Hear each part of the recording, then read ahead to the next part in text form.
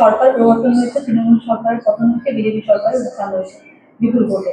তার সাথে সাথে টলিগঞ্জেও অনেকটা পরিবর্তন হয়েছে, কারণ মমতা ব্যানার্জির সরকারের সময় দেখা গেছে রাজনীতি অনেকটাই ডুবে গেছিল টলিগঞ্জের মধ্যে। সেখানে অরূপ বিশ্বাস নিয়ে যেখানে একটা ব্যান্ড কালচার তৈরি হয়েছিল, সেলিব্রিটিদের ব্যান্ড করে দেওয়া হচ্ছিল, কি বলবেন? ব্যান্ড, হ্যাঁ দেখুন, ব্যান্ড কালচারটা তো কখনোই কাম্য নয়।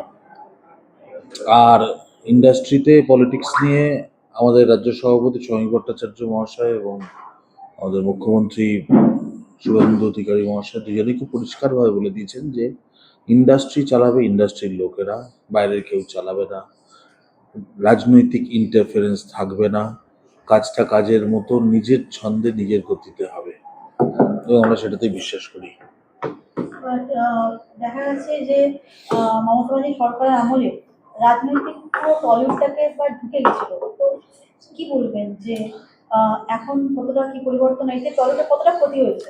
টলিউডে ক্ষতি তো হয়েছে।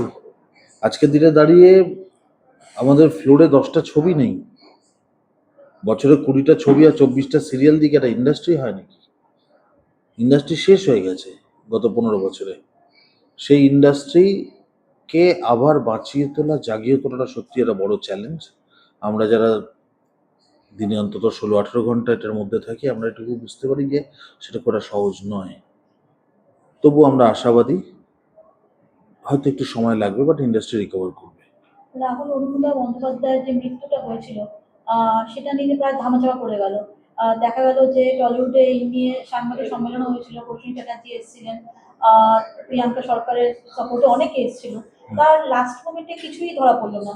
তো কি মনে হয়, সরকার যখন পরিবর্তন হয়েছে, রাহুলের ফাইলটা কি খোলা হবে?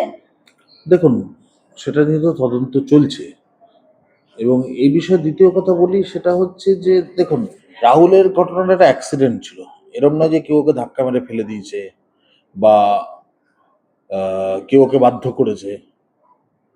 তো এটা অ্যাক্সিডেন্ট, এবং আমরা যারা ইন্ডাস্ট্রিতে কাজ করি আমরা জানি আমাদের প্রতি মুহূর্তে ওই শঙ্কাটা মাথায় নিয়ে কাজ করতে হয়।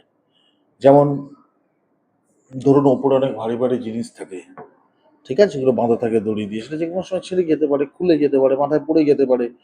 যদিও আমাদের টেকনিশিয়ান বন্ধুরা যারা কাজ করেন তারা সবসময় চেষ্টা করেন যে যাতে মানে সর্বোচ্চ সেফটি দেওয়া যায়, বাট তারপরেও হয়তো বহু সময় কাটা স্ট্যান্ড ওপর থেকে পড়ে যায়, ঠিক আছে, কিংবা এখন অনেক কমে গেছে। আগে তো প্রচণ্ড হতো, সেটা হচ্ছে লাইট বার্স্ট করতো, বড় বড় আলোগুলো বার্স্ট করতো এবং তাতে কাঁচ ছড়িয়ে আমারও বহুবার হয়েছে, মানে মুখ কেটে যায়, মাথা চুলে ঢুকে যায়, মাথা কেটে যায় যেত আর কি।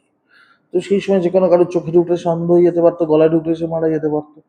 তো এরকম অ্যাক্সিডেন্টটা হওয়াটা যেমন কাম্য নয়, সাবধানতা অবলম্বন করার প্রয়োজন। আমার মনে হয় সেইটা দিয়ে রেসিপি তৈরি করা হচ্ছে, যে আর্টিস্ট ফোরামের তরফ থেকে ফেডারেশনকে সঙ্গে নিয়ে যে কি কি ওই সাবধানতা অবলম্বন করে কাজটা করা যেতে পারে।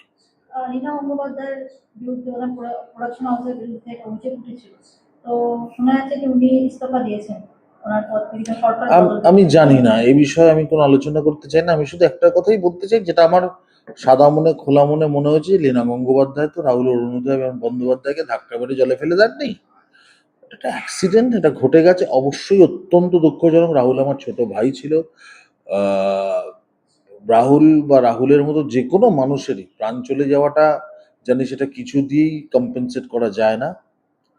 কিন্তু ঘটনা যেটা হচ্ছে যে মাথায় রাখতে হবে যে এটা একটা অ্যাক্সিডেন্ট, ওটা ইচ্ছাকৃতভাবে ঘটানো হয়নি।